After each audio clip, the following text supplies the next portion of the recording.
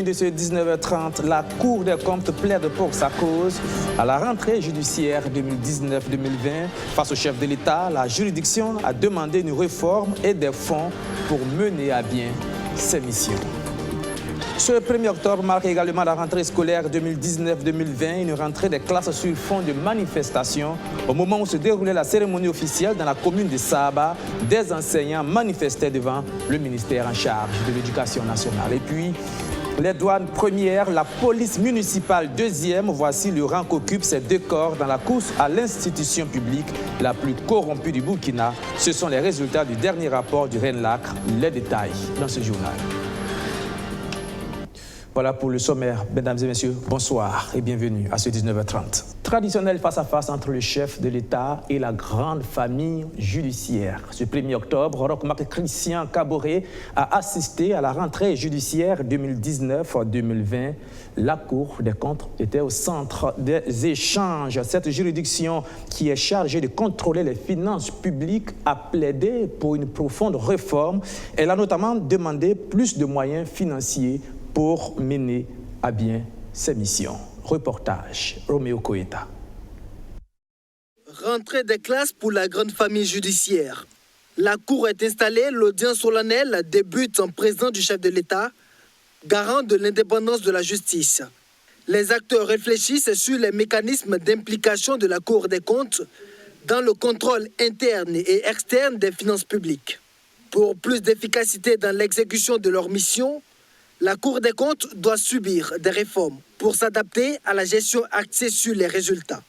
Pour qu'une Cour des comptes, ces rapports soient crédibles, ces rapports soient aux normes, il faut respecter un certain nombre de principes.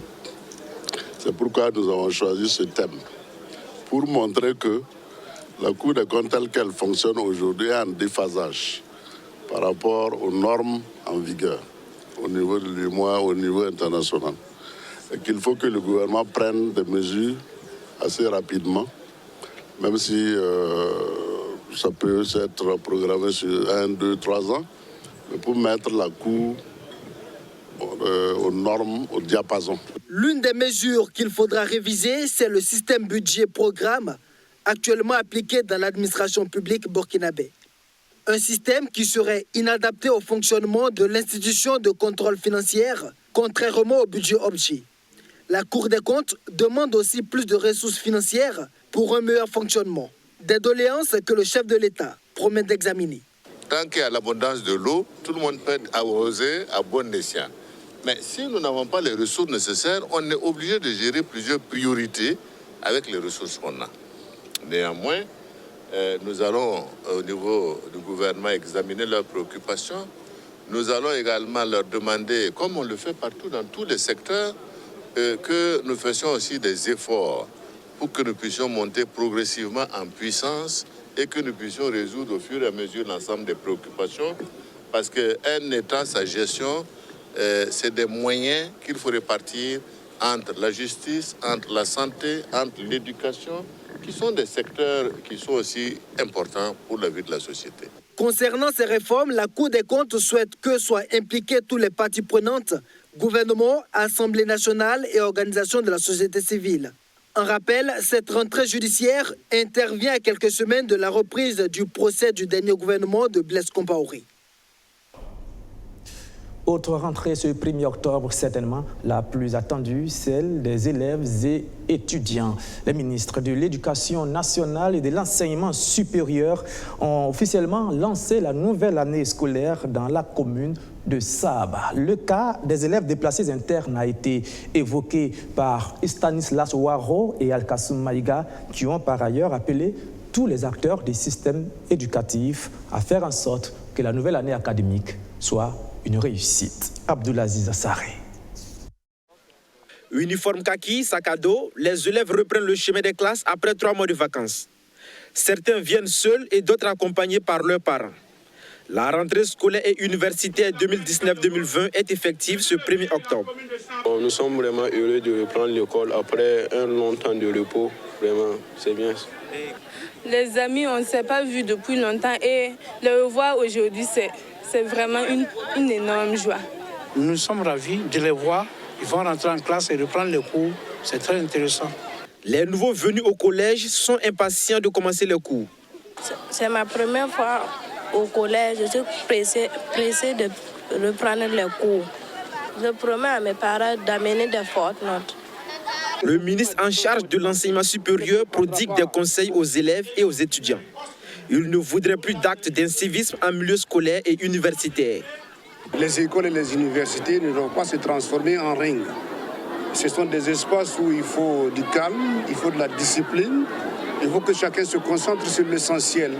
Quand on vient dans un amphi, on connaît la raison de sa présence.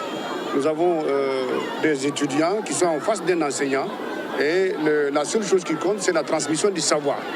Et donc, il y a des difficultés, que chacun sache donc retrouver les cadres dans lesquels on pose les problèmes. Cela va nous éviter d'arriver à des situations où ils vont se frapper entre eux ou encore ils vont agresser les enseignants. Dans les zones en proie à l'insécurité, les élèves devront encore patienter avant de retrouver le chemin de l'école. Selon le ministre en charge de l'Éducation nationale, des mesures sont en train d'être prises pour permettre à ces derniers de reprendre aussi les cours. C'est une détermination du gouvernement à faire en sorte que chaque enfant puisse aller à l'école, mais on doit tenir compte aussi des réalités sur le terrain et nous travaillons d'arrache-pied avec les forces de défense et de sécurité et les responsables administratifs au niveau local pour que partout où c'est possible, qu'on nous dise et chaque fois que c'est possible, on réouvre. Maintenant, en attendant, tous les enseignants qui sont en arrêt scolaire depuis 2 ans ont été entièrement redéployés à travers le pays, soit pour occuper des écoles où il n'y avait pas d'enseignants, soit pour venir en complément d'autres enseignants dans des classes où il y a des effectifs qui dépassent les effectifs, la norme. Stanislas Ouaro appelle le personnel éducatif à privilégier le dialogue pour un cadre de travail plus apaisé. Il invite les parents d'élèves à s'impliquer davantage dans la formation et l'éducation de leurs enfants pour faire d'eux des citoyens épanouis. Vous venez de l'entendre, les premiers responsables de l'enseignement qui appellent à l'apaisement. Un appel qui semble difficilement passer chez une bonne partie du personnel éducatif, puisqu'au même moment où se déroulait la rentrée scolaire, la cérémonie de lancement de la rentrée scolaire, plusieurs enseignants manifestaient devant le ministère en charge de l'Éducation nationale. Ils réclamaient la prise en charge de leurs revendications. Traoré Thié. Lundi 1er octobre 2019, premier jour de rentrée des classes, ces enseignants sont dehors. Attroupés devant les locaux du ministère en charge de l'Éducation nationale, ils battent le pavé. Leur objectif, bloquer le service. Mais en face, des agents de la CRS sont déployés. Finalement, les manifestants optent pour un meeting, occasion pour eux de crier leur colère. Non, la présence est due au fait que ça fait un bon bout de temps que nous avons fini la formation. Et nous attendons d'être, en tout cas, envoyés sur le terrain, mais nous n'avons pas jusque-là reçu nos mandatements. Pour ceux des INEP, ça fait 6 mois qu'ils n'ont pas de salaire. Et pour ceux donc, de l'ENES et de l'IDES, ça fait environ 2 mois qu'ils n'ont pas de salaire. On a entamé plusieurs démarches, mais jusque-là, il n'y a rien de concret qui a été donc proposé donc, par nos autorités. Outre la question des salaires, certains de ces enseignants sont en attente de mandatement. D'autres pour leur intégration à la fonction publique. Le ministère serait resté silencieux sur ces revendications. Il faut dire d'abord que le PJEN, c'est Programme d'emploi Jeunes pour l'éducation nationale, pour ceux qui ne le savent pas. Alors donc, ce n'est pas programme de création de chômage pour les jeunes. Donc, aujourd'hui, si nous sommes là, c'est pour encore réitérer au ministre et à l'ensemble du gouvernement que nous ne sommes pas contents du silence vis-à-vis de notre intégration. Le Conseil de ministres a statué il y a 2 semaines de cela et jusqu'à présent, il n'y a pas un communiqué clair. Nous statuons sur la date de l'intégration. Or, la première promotion a déjà expiré. Le contrat est en expiration depuis hier. Donc nous sommes hors contrat. Or, au départ, ce n'était pas ce qui était convenu. Très remontés, ils se disent prêts à se battre jusqu'au bout. Ce qui est important à l'étape actuelle là, c'est de travailler à ce que des gens qui ont été recrutés pour aller enseigner puissent être dans les conditions pour aller enseigner. Parce que ce qu'on oublie, c'est qu'il y a environ 6 000 enseignants, et les professeurs et les enseignants du primaire y compris, qui doivent aller rejoindre ça. Donc il y a environ, plutôt du primaire, il y a environ 3 000 qui attendent d'être mandatés. Donc on peut dire qu'il y a au moins 3 000 classes qui n'auront pas d'enseignants. Sont concernés par ces différents dossiers plus de 5 000 enseignants sur le pied de guerre. merci. Toute autre chose à présent avec ce classement du RENLAC, le réseau national de lutte anti-corruption. Les douanes et la police municipale occupent respectivement la première et la deuxième place des institutions publiques les plus corrompues du Burkina. Le dernier rapport du RENLAC qui a été dévoilé hier indique par ailleurs que la corruption est en nette progression dans le public. Il pointe du doigt le manque de volonté politique et l'absence d'exemplarité au sommet de l'État. Roméo Koeta. La douane est désormais perçue par les citoyens comme l'institution la plus corrompue du pays en 2018, détrônant du coup la police municipale qui passe à la deuxième place. Suivent successivement la Direction générale des transports terrestres et maritimes, la gendarmerie, la police nationale, l'enseignement secondaire et la justice.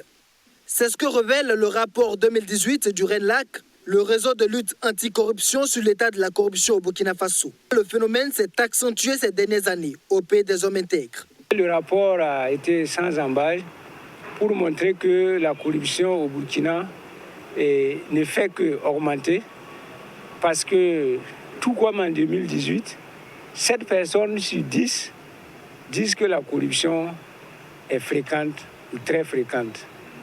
Et le nombre de gens qui trouvent que la corruption a régressé est passé de 36% à 27% cette année.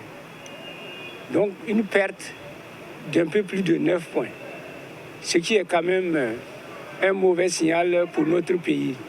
Le rapport note que près de la moitié des enquêtés sont insatisfaits de l'action du gouvernement contre la corruption. Pour le RENLAC, il s'agit d'un manque de volonté et d'exemplarité au sommet de l'État. Cela s'illustre, selon les enquêteurs, par la somptueuse villa de l'ancien ministre de la Défense Jean-Claude Bouda à Manga, dont les fonds ne seraient pas justifiés. Il y a aussi les actions de solidarité du président de l'Assemblée nationale, qualifiées d'actions populistes et qui suscitent toujours l'interrogation au sein des institutions de lutte contre la corruption. Nous pensons que si les gouvernants ont à côté d'eux des conseillers ou en tout cas des agents publics qui brillent par leur action de corruption, il importe d'actionner, de faire reculer l'impunité. Il faut qu'ils soient sanctionnés, même si c'est leurs amis, même si c'est leur soutien politique. Tant qu'on ne va pas procéder à la sanction des corrompus et des corrupteurs, la corruption ne va pas reculer. C'est vraiment ce qui est venu en tête de la majorité des enquêtés. Chacun dit non, il faut qu'on arrête et qu'on sanctionne les corrompus et les corrupteurs. L'enquête de la perception de la corruption a porté sur un échantillon de 2016 personnes âgées d'au moins 18 ans, dont 50,1% de femmes et 71,1% de scolarisés. Le sondage s'est déroulé du 8 au 20 novembre 2018 sur la base d'un échantillonnage par quota, tiré de la population en adéquation avec le recensement général de la population de 2016 dans les 13 régions du Burkina Faso. Pour les propriétaires de véhicules à moteur qui l'ignoraient, depuis hier, le délai de paiement des taxes sur ces engins est passé.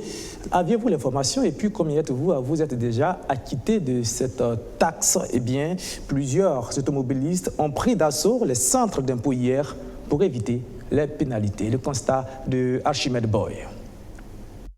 Nous sommes à la direction du centre des impôts de Ouaga 5. Ce 30 septembre, c'est la date limite fixée par la Direction générale des impôts pour permettre aux contribuables de payer la taxe sur les véhicules à moteur sans pénalité. Je regrette qu'il n'y ait pas eu beaucoup de communication là-dessus pour informer les populations sur l'obligation de cette taxe-là. Je pense que c'est au deuxième semestre de l'année que la communication a commencé. Et comme le Burkinabé attend toujours la dernière minute, il y a beaucoup d'influence autour de tous les guichets maintenant. Il y a des véhicules qui ont pour activité le transport et qui payent déjà la patente sur les véhicules. Voilà, mais je vois que ces véhicules aussi sont soumis à la taxe sur les véhicules à moteur. Si vraiment l'autorité pouvait voir ce niveau, ça va beaucoup aider. Sinon, je pense que c'est payer 2 fois une taxe sur les véhicules. Cette dame s'est acquittée de sa taxe pour un véhicule de 8 chevaux. Elle souhaite que les tarifs soient revus à la baisse. 7 000, Je sais qu'en plus de l'assurance qu'il faut payer, bon, je pense que si on pouvait en tout cas revoir à la baisse, entre peut-être 5 000 et 7 000 pour les véhicules, ce serait bien. Abdoul a payé pour 3 véhicules à moteur de différents chevaux. Il suggère une prolongation du délai de paiement. Si on pouvait prolonger ça en tout cas de 5, là ça va faciliter d'autres tâches, quoi. Sinon parce qu'il y a d'autres qui sont un peu bousculés par les boulots, ils n'ont pas le temps de venir. Voilà.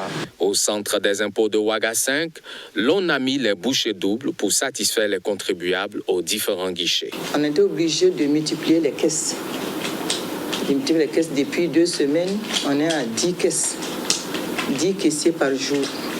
Et les caissiers, on a pris des caissiers de fait, des agents qui se sont proposés pour nous aider. Et vraiment, ça s'est bien passé à notre niveau.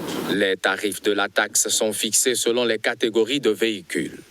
Entre 7 000 francs CFA et 20 000 francs CFA, de 8 à 5 chevaux, 30 000 francs CFA pour ceux de plus de 20 chevaux et 50 000 francs CFA pour les véhicules supérieurs à 5 tonnes.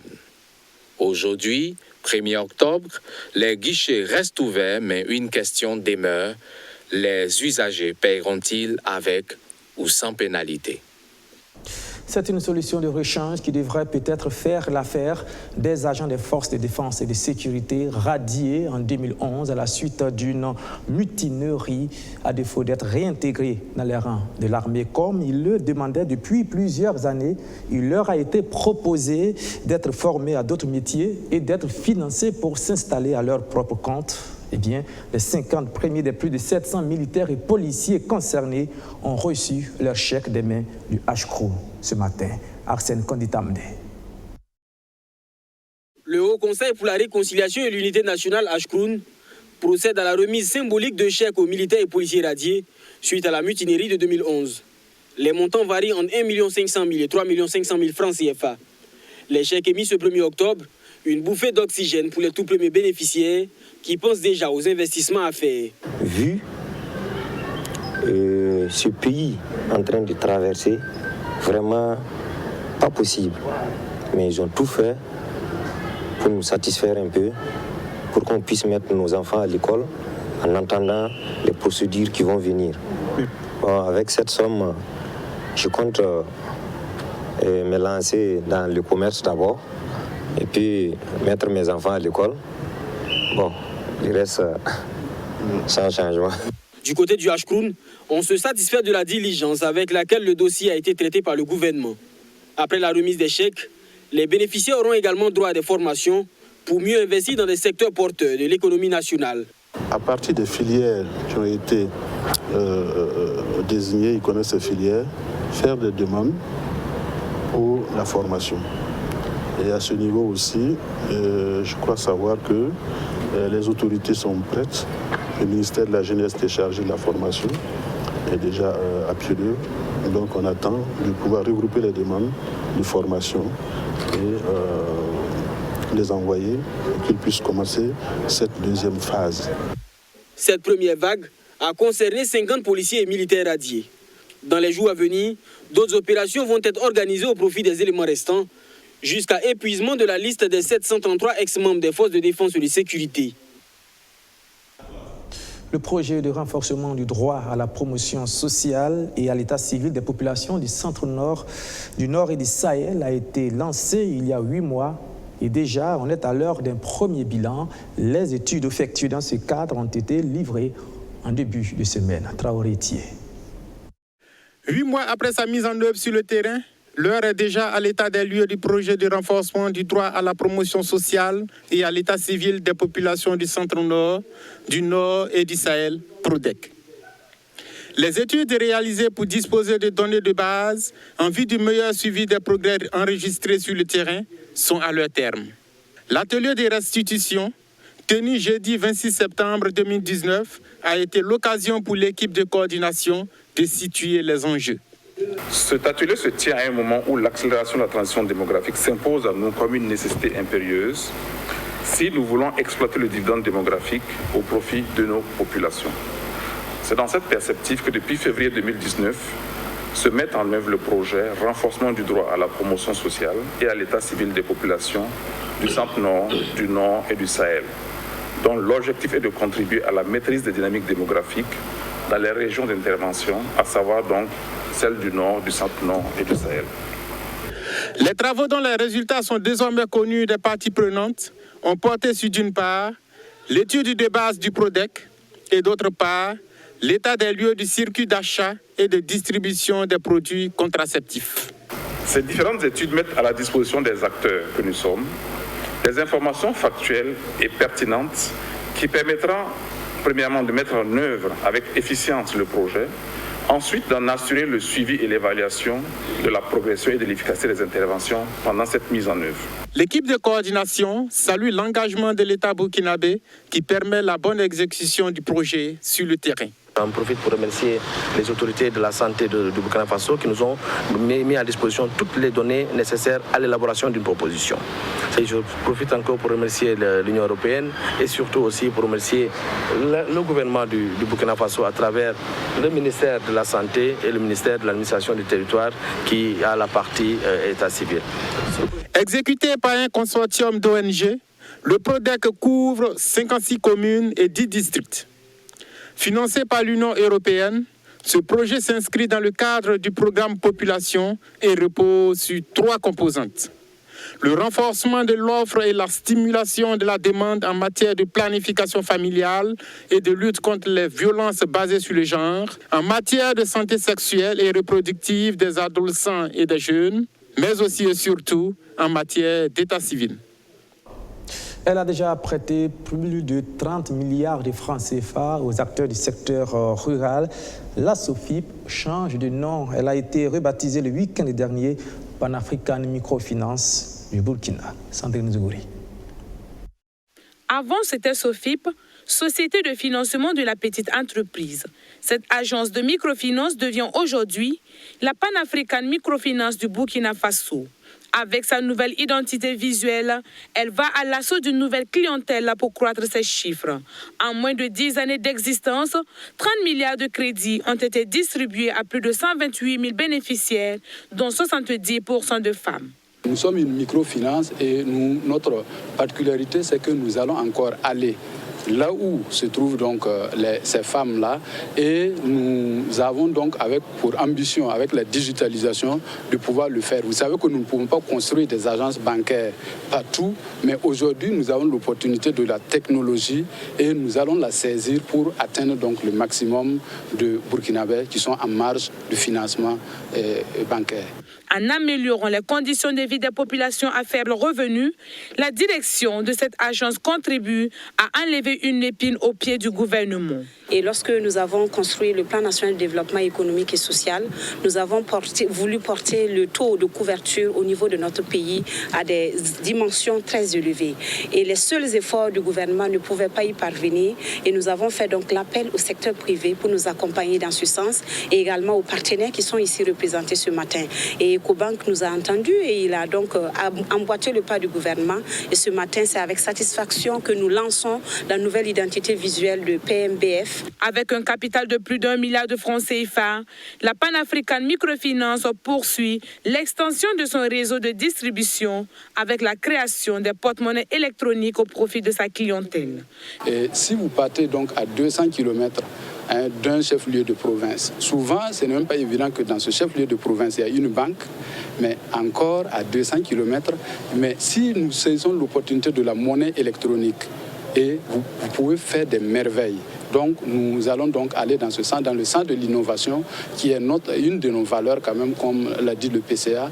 Donc l'innovation, donc c'est une de nos valeurs fondamentales, et nous allons travailler à fond pour permettre au maximum donc de Burkinabés de pouvoir accéder à nos services financiers et non financiers. Créée en 2008 en vue de la pérennisation et de l'autonomisation du programme Linkage, la Pan-African Microfinance a démarré officiellement ses activités de dépôt en 2010 et celle des crédits en 2011. Et c'était le dernier élément de ce 19h30. Merci de nous avoir suivis. Restez sur la télévision BF1 tout à l'heure, le journal en langue nationale Moré. Moi, je vous retrouve demain à la même heure, 19h30, ici même.